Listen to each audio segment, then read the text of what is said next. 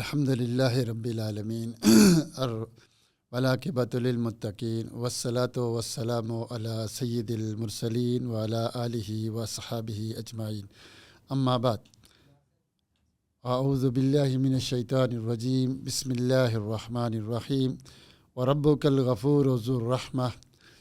اللہ تعالیٰ کی حمد و ثنا اور رسول معظم صلی اللہ علیہ وآلہ وسلم پر درود و سلام کے بعد اہل سنہ والجماع جب اسماء و صفات کے بارے میں اللہ کی توحید بارے جو عقیدہ رکھتے ہیں وہ یہ عقیدہ رکھتے ہیں، ان میں سے کچھ باتیں بڑی اہم ہیں۔ ان میں سے ایک بات یہ ہے کہ طریقتہم فی الاثبات وہی اثبات و ما اثبت اللہ عز وجل لنفسہ فی کتابہ اور لسان رسولہ صلی اللہ علیہ وسلم من غیر تعطیل و تحریف و تخفیف و تکییف و تمثیل و تشبیہ، کہ اہل سنہ والجماع اسماء و صفات کے بارے میں یہ عقیدہ رکھتے ہیں کہ جیسے آئی ہیں ایسے ہی ماننا ہے۔ جو اس بات میں آئی ہیں، جیسے اللہ نے کہا چہرہ تو چہرہ ماننا ہے، ہاتھ آئے تو ہاتھ ماننا ہے، جو آیا ہے ماننا ہے، اس میں تعطیل نہیں کرنی، تحریف تفویض تکییف تمثیل تشبیہ نہیں کرنی، جو میں پہلے تھوڑی دیر پہلے بتا چکا ہوں۔ ایک تو یہ آپ نے عقیدہ رکھنا ہے، کچھ بھی نہیں کرنا ہے، نہ تحریف کرنی ہے، نہ تعطیل کرنی ہے، نہ تفویض، نہ تکییف، نہ تمثیل تشبیہ، کچھ بھی نہیں کرنا ہے۔ جیسے آئی ہیں ایسے ماننا ہے۔ اجراء النصوص علی ظاہرہا، بالکل ماننا ہے۔ اللہ کا ہاتھ آیا تو ہاتھ ماننا ہے، چہرہ آیا تو چہرہ ماننا ہے، سننا آیا تو سننا ماننا، دیکھنا آیا تو دیکھنا ماننا، وجاء ربک آنا آیا تو ماننا، ینزل ربنا نزول آیا تو آیا ہے، استوا آیا تو آیا ہے، انکار نہیں کرنا۔ دوسرا یہ کام کرنا ہے کہ جن جن چیزوں کی اللہ نے نفی کی ہے تو ہم نے ان کی نفی بھی کرنی ہے۔ جیسے اللہ نے کہا کہ اللہ جھوٹ نہیں بولتا، تو اللہ جھوٹ نہیں بولتا، ہم نے ماننا ہے۔ اللہ کو نیند نہیں آتی تو ماننا ہے، اللہ کو موت نہیں آتی تو ماننا ہے۔ جن جن چیز کی نفی کری ہے اللہ تعالیٰ نے تو ہم نے ان کی نفی کو ماننا ہے۔ یہ نہیں کہ اللہ کہے میری یہ صفت نہیں تو ہم اللہ کی وہ صفت ثابت کرنا شروع کر دیں، نہیں۔ جو صفت آئی ہے منع کی، ہم وہ منع مانیں گے۔ اور جب ہم اللہ تعالیٰ کی نفی کرتے ہیں کہ یہ اللہ تعالیٰ کی صفات نہیں ہے، تو ہم اس کے ضد میں ایک مکمل کمال ثابت کرتے ہیں۔ یہ نہیں ہے کہ صرف نفی نہیں کرتے اہل سنہ والجماع۔ یہ ایک بڑا اہم عقیدہ ہے، بڑا نظریہ ہے، سوچ ہے، ضروری ہے، جو ہر مسلمان اور مومن کو سمجھنا چاہیے کہ جب میں کہتا ہوں کہ اللہ کو نیند نہیں آتی یا موت نہیں آتی، تو اس کے ضد میں ہم نے کوئی اور چیز ثابت کرنی ہے۔ کیوں نہیں اللہ کو موت آتی، نیند آتی؟ لکمال الحیات، کہ اس کی صفت حیات اتنی مکمل ہے، اس میں کوئی نقص اور عیب نہیں ہے، اس لیے اس کو نیند نہیں آتی۔ ٹھیک ہے، تو صرف ہم نے اس کی نفی نہیں کرنی ہے، بلکہ اس کے ضد میں ایک کمال ثابت کرنا ہے۔ جس طرح ہم کہتے ہیں کہ اللہ رب العزت ظلم نہیں کرتا۔ کیوں نہیں ظلم کرتا؟ لکمال عدل، مکمل عدل کی وجہ سے اللہ تعالیٰ کیا ہے، وہ ظلم نہیں کرتا ہے۔ اگر کوئی کہتا ہے مثلا اللہ ظلم نہیں کرتا، کیوں نہیں کرتا؟ کہ میں کہتا ہوں کہ طفل لا یظلم، بھائی طفل کمزوری کی وجہ سے ظلم نہیں کرتا، یا ضعیف لا یظلم، بوڑھا آدمی ظلم نہیں کرتا، اس میں طاقت ہی نہیں، اللہ کے پاس طاقت ہے۔ انا جدار لا یظلم، دیوار ظلم نہیں کرتی، اس میں صلاحیت ہی نہیں ظلم کرنے کی۔ تو اللہ ظلم نہیں کرتا کمال عدل کی وجہ سے، اللہ ظلم نہیں کرتا کمال عدل کی وجہ سے۔ صرف نفی نہیں کرنی، اس کے ضد میں ایک مکمل اور چیز بھی ثابت کرنی ہے۔ جیسے قرآن میں آتا ہے کہ وما مسنا من لغوب، ہم تھکتے نہیں ہیں۔ صرف نفی نہیں کرنی کہ اللہ تھکتا نہیں ہے۔ کیوں نہیں تھکتا؟ لکمال القدرہ، مکمل قدرت کی وجہ سے، طاقت کی وجہ سے، کیونکہ اس کے ضد میں ایک کمال القوہ ہے، ایک زبردست قوت کی وجہ سے اللہ تھکتا نہیں۔ تو اہل السنہ والجماع جب کسی چیز کی نفی کرتے ہیں اللہ تعالیٰ سے کہ یہ اللہ تعالیٰ کی صفت نہیں، تو اس کے ضد میں ایک کمال صفت ثابت کرتے ہیں، تب جا کر اس کی نفی کرتے ہیں، مطلقاً نفی نہیں کرتے۔ تو اہل السنہ والجماع کا پہلا عقیدہ کیا ہے کہ اللہ رب العزت جو اپنے بارے میں اسماء و صفات کے بارے میں بیان کیا ہے، اس کو مانیں گے، اس کا انکار نہیں کریں گے۔ دوسری بات، جس چیز کا انکار کیا انکار کریں گے، لیکن جب انکار کریں گے اس کے ضد میں ایک بہت بڑا کمال ثابت کریں گے۔ تیسری چیز جو اہل السنہ والجماعہ کے لیے ضروری ہے وہ یہ ہے کہ اہل السنہ والجماعہ اپنی طرف سے اللہ تعالیٰ کے اسماء و صفات نہیں بیان کرتے، اپنی طرف سے اللہ تعالیٰ کے نام نہیں رکھتے۔ جیسے خدا اور اللہ کا نام عیسائیوں نے اب رکھ دیا کہ اللہ کا نام اب ہے، باپ۔ کوئی کہتا ہے کہ وڈا سائیں، کوئی خدا، یعنی اپنی طرف سے اللہ کے نام رکھنا، اللہ کی صفات بیان کرنی، یہ اہل السنہ والجماعہ کے لیے جائز نہیں ہے، وہ کرتے نہیں ہیں۔ کیوں؟ بہت سارے لوگ کہتے ہیں کہ کیوں نہ ہم اللہ کے نام رکھیں۔ سب سے پہلی بات تو یہ ہے کہ نام رکھنا یہ اللہ کا حق ہے، ہمارا حق نہیں ہے۔ یہ ہمیں کس نے حق دیا کہ ہم اللہ کے نام رکھیں؟ ہمارا حق ہی نہیں ہے، یہ سوء الادب ہے۔ اور سب سے اہم بات یہ ہے کہ یہ جو اللہ تعالیٰ کی صفات ہیں، اللہ تعالیٰ کے نام ہیں، میں نے شروع میں بتایا کہ یہ اللہ کی تعریف ہے، اور یہ ایسی تعریف ہے کہتا کہ اللہ کے رسول نے کہا لا احصی ثناء علیک انت کما اثنیت علی نفسک، اے اللہ جیسے تو نے اپنی تعریف کی ہے میں تیری تعریف ایسے نہیں کر سکتا، اے اللہ میں تیری ایسی تعریف نہیں کر سکتا جیسے تو نے اپنی تعریف کی ہے۔ تو اللہ کے نام اللہ کی بہت بڑی تعریف ہے، بہت بڑی تعریف ہے، اور یہ تعریف علم ہے، اور وہ علم صرف اللہ ہی جانتا ہے، کوئی اور جانتا ہی نہیں ہے۔ حتیٰ کہ نبی صلی اللہ علیہ وسلم بھی نہیں جانتے جب تک اللہ نہ بتلائے۔ اللہ کے رسول نے خود کہا لا احصی ثناء علیک انت کما اثنیت علی نفسک، اللہ جیسے تو نے اپنی تعریف کی ہے میں تیری تعریف نہیں کر سکتا۔ اللہ کے رسول صلی اللہ علیہ وسلم نے کہا قیامت کے دن جب حشر کا میدان ہوگا تو میں اللہ کے سامنے جا کر سجدہ کروں گا، تو اس سجدے میں کچھ ایسے کلمات اللہ مجھے سکھائے گا، میں ان کلمات کے ذریعے جب اللہ کی تعریف کروں گا تو اللہ کہے گا اس سل تو تھا، سوال کرو دیا جائے گا، سفارش کرو سفارش سنی جائے گی، ٹھیک ہے، ارفع راسک، سر اٹھائیں سوال کریں دیا جائے گا، سفارش کریں سنی جائے گی۔ میں وہ خاص کلمات ابھی مجھے نہیں آتے، یعنی اللہ کی مکمل تعریف صرف اللہ ہی جانتا ہے۔ تو وہ جب اپنی صفات بیان کرتا ہے وہ حقیقت کی بنیاد پر، علم کی بنیاد پر ہوتی ہے۔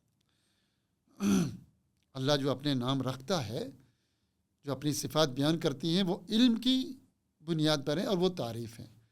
ہم ایک نام رکھیں، ہم اس کو تعریف سمجھ رہے ہوں، اور اللہ کے ہم وہ تعریف نہ ہو، وہ کہ بری بات ہو، گناہ ہو، تو ہم تو اس کی تعریفیں کر رہے ہیں، وہ ہمارے لیے عذاب بن رہی ہو تعریف۔ اسی اللہ کو اپنی طرف سے ہم نام نہیں رکھ سکتے، جائز نہیں ہے۔ کیا خدا اللہ کا نام ہے؟ خدا سارے ہی کہتے ہیں، بر صغیر والے، فارسی والے، دیوبندی ہوں، بریلوی ہوں، اہل حدیث ہوں، جماعت اسلامی والے ہوں، سارے خدا خدا۔ کیا خدا اللہ کا نام ہے؟ خدا اللہ کا نام نہیں ہے بھائی، اس لیے نہیں ہے کہ خدا کا نام قرآن میں نہیں آیا، حدیث میں نہیں آیا، صحابہ نے نہیں رکھا، یہ تو ابھی بنا ہے، تو یہ اللہ کا نام کیسے ہو گیا؟ وَلِلَّهِ الْأَسْمَاءُ الْحُسْنَىٰ فَادْعُوهُ بِهَا، اللہ تعالیٰ کے 99 جو نام ہیں ان ناموں میں اس کا ذکر نہیں ہے، ان ناموں میں اس کا ذکر نہیں ہے۔ تو اب اگر کوئی شخص اللہ کا نام خدا رکھتا ہے تو یہ الہاد ہے۔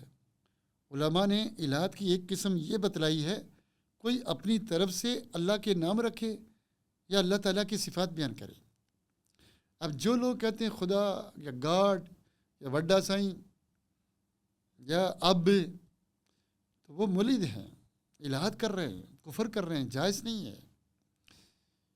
تو اللہ نے جو نام رکھے ہیں، جو صفات رکھی ہیں، ہم نے ماننا ہے، اس میں تحریف، تعطیل، تفویض، تمثیل، تشبیہ پیرا نہیں کرنی۔ اور جن کو انکار کیا یہ میری صفات نہیں ہے، ہم نے انکار کرنا ہے، لیکن اس کے ضد میں ایک کمال صفت کو ثابت کرنا ہے، کمال صفات کو ثابت کرنا ہے۔ اور جو اللہ نے نام نہیں رکھے، ہم اپنی طرف سے اللہ کے نام نہیں رکھیں گے۔ اگر اپنی طرف سے نام رکھ لیے تو وہ الہاد ہوگا، جس طرح کہ میں آپ کو بتایا خدا الہاد ہے۔ کچھ لوگ کہتے ہیں، حدیث آتی ہے، صحیح حدیث ہے، اللہ منی عبدک و ابن عبدک و ابن امتک نصیحتی بیدک ماضٍ فیہا حکمک عدل فیہا قضاءک اسألک بکل اسم هو لک سمیت بہ نفسک او انزلتہ فی کتابک او علمتہ احدا من خلقک او استأثرت بہ فی علم الغیب عندک ان تجعل القرآن ربیع قلبی ونور صدری وجلاء حزنی وذہاب ہمی وغمی۔ کہتے ہیں کہ کچھ وہ نام ہیں جو اللہ نے او علمتہ احدا من خلقک اپنی کسی مخلوق کو سکھائے، تو ہم اللہ کی مخلوق ہیں، اللہ نے ہمیں یہ نام سکھا لیے، تو اس لیے ہمیں جو ہے نا ہم اللہ کا نام ہمیں رکھنا چاہیے، خدا اللہ تعالیٰ کا نام ہے۔ کچھ لوگ یہ کہتے ہیں، تو اس کا کیا جواب ہے، ہمیں اس کے بارے میں کیا کرنا چاہیے؟ بھائی اس کا جواب بڑا آسان سا ہے۔ اللہ قرآن میں کہتا ہے وَلَقَدْ أَرْسَلْنَا رُسُلًا مِّن قَبْلِكَ مِنْهُمْ مَنْ قَصَصْنَا عَلَيْكَ وَمِنْهُمْ مَنْ لَمْ نَقْصُصْ عَلَيْكَ، کہ ہم نے آپ سے پہلے کئی نبیوں کو بھیجا ہے، کچھ کے نام آپ کو بتائے، کچھ کے نہیں بتائے۔ جن کے نام قرآن میں ہیں ابراہیم علیہ السلام، موسیٰ، عیسیٰ، وہ تو معروف ہیں، اور کچھ کے نام نہیں بتلائے۔ کیا ہم اپنی عقل سے کوئی نام رکھ سکتے ہیں کسی نبی کا کہ فلاں مثلا خالد فلاں نبی کا نام ہے، خود اپنی طرف سے؟ قرآن و سنت میں نہیں ہے۔ نہیں بھائی، ہم نہیں رکھ سکتے۔ ہو سکتا ہے یہ نام نہ ہو سکتا ہو، ہمیں کس نے بتایا کہ یہ نام ہے؟ ہمارے پاس کیا علم ہے؟ اس طرح اللہ کے نام اور بھی ہیں، صرف 99 نام نہیں ہیں۔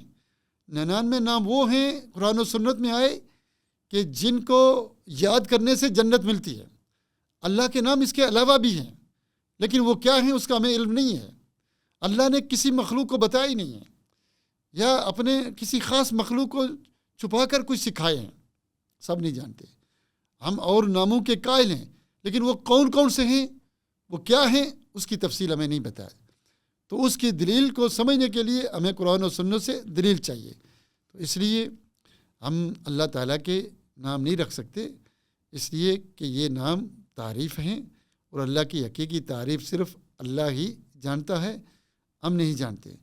تو اس لیے ہم نے کیا کرنا ہے، اللہ تعالیٰ کے نام نہیں رکھنے۔ اور اس طرح سے ایک اور بات بڑی ضروری ہے، وہ بات یہ ہے کہ ہم اللہ تعالیٰ کے ناموں کا انکار نہ کریں، کسی صفت کا انکار نہ کریں۔ یہ تعطیل ہوتی ہے، جیسے میں نے بتایا، جیسے ابھی میں نے بتایا کہ بے شمار لوگ اسماء و صفات کا انکار کرتے ہیں، بے شمار، اور ان کے دلائل سارے بیکار قسم کے ہیں، جو میں نے ابھی پیچھے بتلا چکا ہے۔ کچھ لوگ یہ کہتے ہیں کہ ہم اسماء کو مانتے ہیں، لیکن ان کی صفات کو نہیں مانتے۔ بھائی یہ تو معتزلہ کا عقیدہ ہے، اہل السنہ کا نہیں ہے۔ تم یہ کہتے ہو یہ بھی الہاد ہے۔ کچھ لوگ اللہ تعالیٰ کے اسماء کو مانتے ہیں لیکن تمثیل کرتے ہیں، اللہ کے نام ہیں لیکن ان کی صفات کے ساتھ تشبیہ دیتے ہیں، یہ بھی الہاد ہے، کفر ہے، جائز نہیں ہے۔ کچھ لوگ اللہ کے نام تو نہیں رکھتے، لیکن ان ناموں کے اندر ایسی صفات مانتے ہیں جو صفات اللہ کے ساتھ خاص ہے۔ مثلا دولے شاہ کہتے ہیں کہ بچے دیتا ہے، یہ اس کی ڈیوٹی ہے۔ داتا صاحب لاہور والے، اب داتا کا معنی رزق دینا، یہ تو اللہ کا کام ہے۔ اب انہوں نے ان کا نام رزاق نہیں رکھا، داتا رکھ دیا، اور وہ والی صفت ان کے اندر مانی۔ یہ بھی کیا ہے، الہاد ہے، کہ اللہ کی جو صفت رزق دینا ہے وہ آپ نے ایک انسان کے اندر مان لی، اگرچہ لفظ رزاق نہیں رکھا، کچھ اور نام رکھ دیا، داتا اسی طرح کا۔ یہ بھی الہاد کی ایک قسم ہے، یہ بھی الہاد کی ایک قسم ہے جو جائز نہیں ہے، جو اکثر لوگ رکھتے ہیں۔ اسی طرح دولے شاہ ہے، آپ ذرا دولے شاہ کو دیکھیں۔ دولے شاہ کا معنی کیا ہے کہ بچے دینا۔ اب آپ ذرا غور کریں، یہ صفت اللہ کی ہے، اللہ چاہے بچے ہی بچے دے، چاہے بیٹیاں ہی بیٹیاں دے، چاہے دونوں ملا کر دے، چاہے کچھ بھی نہ دے، یہ اللہ کا کام ہے۔ اب دولے شاہ اللہ کا نام نہیں ہے، دولے شاہ اللہ کا نام نہیں ہے، لیکن آپ نے اس کے اندر اللہ کی صفت مان لی، بچے دینا، یہ بھی الہاد ہے، یہ بھی کیا ہے؟ الہاد ہے، یہ جائز نہیں ہے۔ تو جب ہم اسماء و صفات کو مانیں، اسماء و صفات کو ماننے کے لیے یہ عقیدہ بہت زیادہ ضروری ہے کہ ہم جو اللہ نے جیسے جو صفات دی ہیں وہ مان لیں، جن کا انکار کیا وہ انکار کر لیں، اور اس کے ضد میں کوئی کمال چیز رکھے، کوئی کمال، یعنی اللہ ظلم نہیں کرتا، کیوں نہیں ظلم کرتا؟ کمال عدل کی وجہ سے۔ اللہ تھکتا نہیں، کیوں؟ کمال قوت کی وجہ سے، ٹھیک ہے؟ یعنی اللہ کو نیند نہیں آتی، کیوں؟ کمال حیات کی وجہ سے۔ تو اس لیے یہ باتیں بہت چھوٹی چھوٹی ہیں، لیکن چونکہ معاملہ اللہ کے ساتھ تعلق ہے، اللہ تعالیٰ سے جڑتا ہے، تو یہ سیکھنی بہت زیادہ ضروری ہے۔ اس کے لیے اسماء و صفات کو بڑی تفصیل کے ساتھ پڑھنا چاہیے، یہ کوئی کھیل نہیں ہے۔ اس طرح قرآن میں ایک صفت آتی ہے، انہم یکیدون کیدا واقید کیدا، کہ یہ مکر کرتے، ہم بھی مکر کرتے ہیں۔ واللہ خیر الماکرین، اللہ بہترین مکر کرنے والا ہے۔ کیا مکر کرنا، مذاق کرنا، اللہ یستہزئ بہم، کیا ہم کہہ سکتے ہیں کہ اللہ مکر کرتا ہے؟ کیا ہم کہہ سکتے ہیں اللہ مذاق کرتا ہے، مکر کرتا ہے؟ کیا یہ جائز ہے؟ بہت سارے علماء نے منع کیا، بہت سارے علماء کہتے ہیں جائز ہے، لیکن صحیح بات یہ ہے کہ یہ جائز ہے قید کے ساتھ، مطلقاً نہیں۔ اللہ ماکر الماکرین ہے، قائد القائدین ہے، مستہزئ المستہزئین ہے۔ یعنی جب تم اسلام کا، اللہ رسول کا مذاق اڑاؤ گے تو اللہ تمہارا اڑائے گا۔ اللہ یستہزئ بہم، جب وہ اسلام کا مذاق اڑاتے ہیں، صحابہ کا، اللہ ان کا اڑاتا ہے۔ جب وہ اسلام کے خلاف، رسولوں کے خلاف مکر کرتے ہیں، چالیں چلتے ہیں، تو پھر اللہ ان کے خلاف چالیں چلتا ہے، اور اللہ کی چالیں بہترین ہیں۔ واللہ خیر الماکرین۔ تو کچھ الفاظ مطلقاً نہیں کہہ سکتے کہ اللہ ماکر ہے، اللہ مستہزئ، اللہ مذاق کرنے والا ہے، نہیں، یہ نہیں جائز۔ اللہ مذاق ان کا اڑاتا ہے جو اسلام کا، مسلمانوں کا مذاق اڑاتے ہیں، اللہ ان کا پھر اڑاتا ہے۔ جو اسلام کے خلاف چالیں چلتے ہیں، اللہ ان کے خلاف چالیں چلتا ہے۔ تو میں یہ سمجھتا ہوں، اگر کوئی شخص اللہ سے محبت کرتا ہے، وہ جنت میں جانا چاہتا ہے، جہنم سے بچنا چاہتا ہے، اللہ کے قریب ہونا چاہتا ہے، تو اس پر ضروری ہے، بلکہ فرض ہے، بہت فرض عین ہے، بہت زیادہ، کہ وہ اسماء و صفات کو پڑھے۔ جب تک کوئی بندہ اسماء و صفات کو تسلی سے، تفصیل سے نہیں پڑھتا ہے، وہ اللہ کا مقرب بندہ نہیں ہو سکتا، مقرب بندہ نہیں ہو سکتا، اللہ کا ولی اللہ نہیں ہو سکتا۔ اور اولیاء اللہ بننے کے لیے توحید کا علم بہت ضروری ہے، شرک کو چھوڑنا، بدعات کو چھوڑنا، تحقیق توحید کرنی، اس کی پہلی چیز ہی تو اسماء و صفات کو سیکھنا ہے۔ ہم توحید کا الف با تا سا بھی نہیں جانتے، کچھ بھی نہیں آتا، اور ہم ملنگوں کو، اہل بدعت کو، اہل شرک کو ہم اولیاء اللہ بناتے ہیں، جو اللہ کے دشمن ہیں۔ بھائی ہمیں اللہ سے ڈرنا چاہیے، ہم ایسے جاہل ہیں، ہم ایسے دھوکے باز ہیں، ہم اپنے آپ کو بہت بڑا عقل مند سمجھتے ہیں، ہم B S C, F S C, M S C, P H D کرتے ہیں، دولت کماتے ہیں، علماء کو، اہل دین کو، اسلام کو پڑھنے کو ہم ان کو بڑی گھٹیا نگاہ سے دیکھتے ہیں، حقیر نگاہ سے دیکھتے ہیں۔ تو اللہ کو راضی کرنے کا تو صرف یہی طریقہ ہے کہ نبیوں کے راستے پر چلو، سب سے آخر میں خاتم النبی محمد صلی اللہ علیہ وسلم کے طریقے پر چلو، قرآن و سنت کے راستے پر چلو، توحید کو اختیار کرو۔ تمہاری عبادتیں بھی بیکار، کسی کام کی نہیں، اگر توحید نہیں ہے تو۔ اگر توحید نہیں ہے تو تمہیں کس نے کہہ دیا کہ تم ولی اللہ ہو، تم جنتی ہو، تم مسلمان ہو؟ تو اس لیے جو ساتھی میرے ساتھ جڑے ہوئے ہیں، میں آپ کو یہ کہوں گا کہ یہ ویڈیو بھی سنیں، لیکن یہ کافی نہیں ہے. اس کے لیے آپ کو جیسے آپ کام کرنے کے لیے ایسے لندن جاتے ہیں، امریکہ جاتے ہیں، اس سے زیادہ آپ کو ایسے استاد، ایسے لوگ کو تلاش کریں جو آپ کو توحید سکھا سکیں، جو آپ کو توحید کو اچھے طریقے سے سمجھا سکیں. یہ توحید ایسی نہیں ہے کہ بھاگتے بھاگتے، چلتے چلتے، دوڑتے دوڑتے سیکھ لیں. اس کے لیے پورے سکون سے، پوری عقل سے، پورے ہوش سے، پورے ٹائم سے دینا چاہیے. یہ ویڈیو کا کام بھی نہیں ہے کہ ویڈیو اچھی ریکارڈ ہو، اچھی آواز ہو، چلے ہم نے سن کے مزہ لے لیا. نہیں، یہاں تو ننگے پاؤں چلے، بڑی بڑی دیر بیٹھے. جیسے محدثین نے حدیث کو ڈھونڈنے کے لیے کئی کئی جگہ تلاش کرتے تھے، جاتے تھے. اس سے زیادہ محنت کرے، محنت کر کے وہ آ کر توحید سیکھے، تب جا کر وہ اہل اللہ بنے گا، قرآن و سنت کا ماننے والا اہل السنہ اہل الحدیث بنے گا. ورنہ چند دن کی زندگی ہے بھائی، یہ دنیا یہیں رہ جائے گی. حدیث میں آتا ہے قیامت کا دن ہوگا تو اللہ رب العزت 2 انسانوں کو لائیں گے.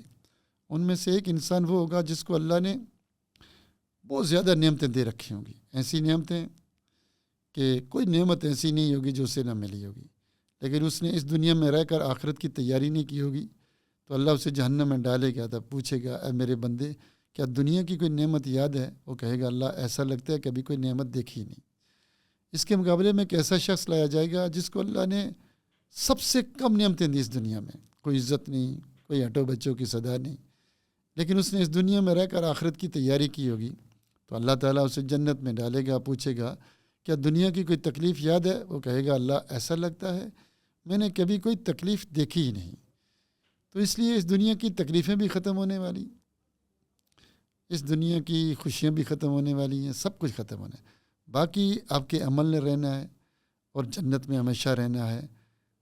یہاں جو بھی غم آ جائے ایک نہ ایک دن ختم ہو جائے گا، جو بھی پریشانی. اللہ ہمیں صبر کرنے کی توفیق دے تو وہ ایک نہ ایک دن ختم ہو جائے گا. لیکن آخرت کے غم تو کبھی نہیں ختم ہونے والے. اور آخرت کے غم، اب کتنے بڑے مولوی ہیں، کتنے بڑے پروفیسر ہیں، کتنی بڑی جماعت کے سردار ہیں، توحید خالص کے بغیر وہ سمجھ نہیں آئے گا. آپ کو مکمل توحید سمجھنی ہوگی، پھر جا کر آخرت میں جان چھوٹے گی.